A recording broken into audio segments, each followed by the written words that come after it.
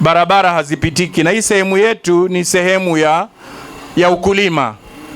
Kama barabara haipitiki, inamaanisha kile ambacho umevuna hakiwezi kwenda sokoni.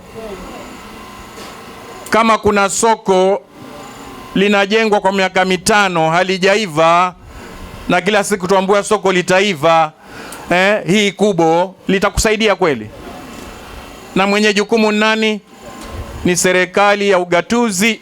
Mnajua, mkinipa ofisi hii nikishirikiana na gavana na viongozi wengine, barabara mnajua hizi mbali kuwa county nasukuma kwa gavana, pia tasukuma kutoka serikali kuu. Si unajua? Kuna barabara za serikali kuu, sio? Kwa hivyo tutapigana. Tulijaribu hata hii wakati tulikuwa tunapigana serikali iliyopita tupate, nafikiri mliona barabara nyingine ilipimwa pale. Mliona timu ilipimwa, sio?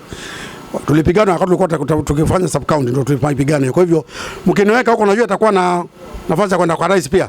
Alafu ile za huko chini niko na gavana, sio? Mkileta wafadhili huko, akiweka kiwanda hapa atatengeza barabara, lori zake zifike. Si unaelewa? Kuna vitu inakuja automatic.